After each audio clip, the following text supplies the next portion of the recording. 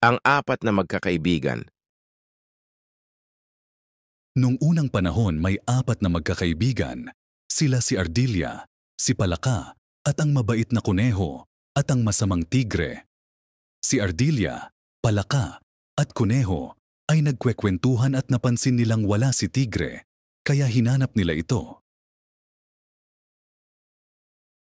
Kumusta ang araw niyo?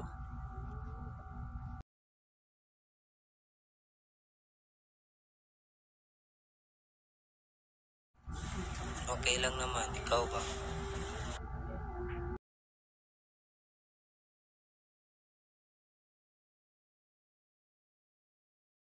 Mabuti rin.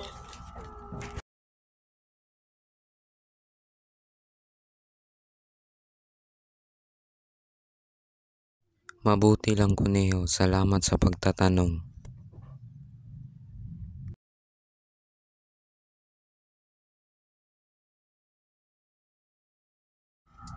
Walang anuman, Palaka.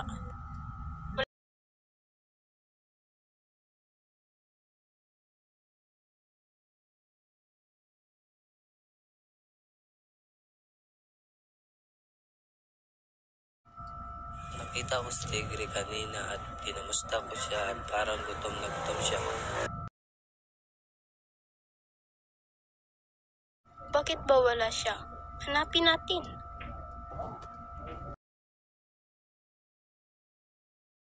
Sige, tara.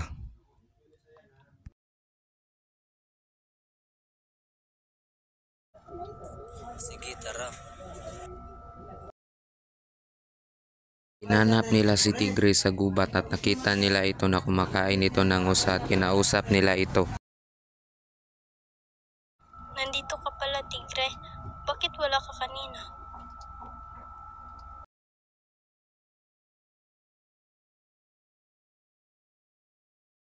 Gutom na gutom ako. Ilang araw akong walang kain kaya wala ako kanina. Ganun ba? Tapos ka na bang kumain?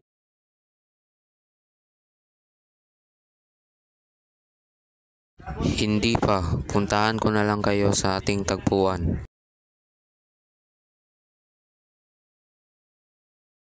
Tika, bakit parang galit ka? Ayaw mo na ba sa amin? Hindi ko sinabi yan. Baka ikaw pa ang sunod kong kainin. Huwag kang magalit, tigre. Nagbibiro lang naman si Ardilla. Diba, Ardilla?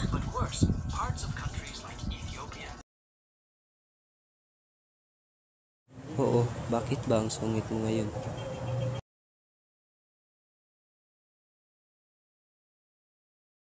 Di ko nga alam. Ang alam ko lang ay gutom na gutom ako. Di kasi ako nakakain ilang araw na.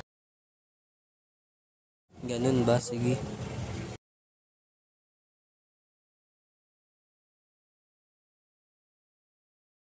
Tara na, kumain na tayo. Bumalik na sila sa kanilang tagpuan at nag-uusap.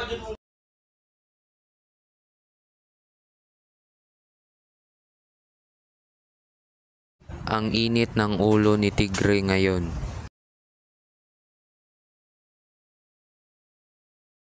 Oo nga, muntik pa ako maging hapunan.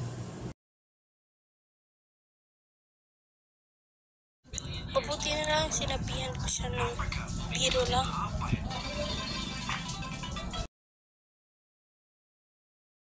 Nag-uusap silang tatlo habang kumakain nang may narinig silang putok ng baril at dali-dali silang pumunta sa kung saan si tigre nagmula dahil ang ingay ng putok ng baril ay galing din doon. May putok ng baril. Mukhang ang putok ng baril ay galing doon kay tigre. Puntahan natin baka ano nang nangyari kay tigre. Sige, tara.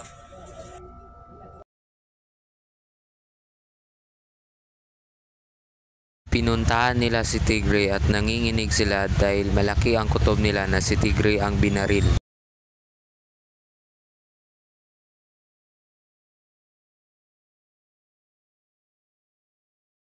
Hala, anong nangyari sa'yo, Tigre?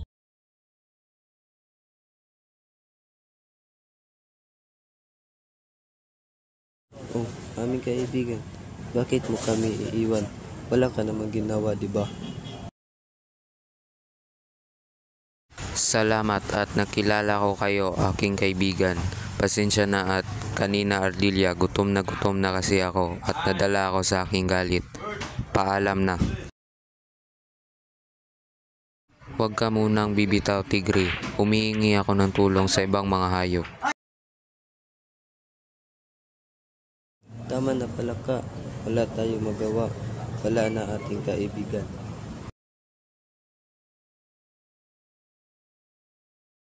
Oo nga, palayain na natin siya. Bakit ba ganito ang tadhana niya?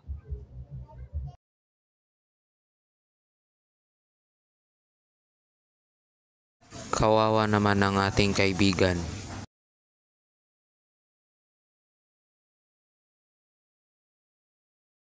Tara na, baka bumalik pa ang mga ngaso. Baka tayo pa ang susunod patayin.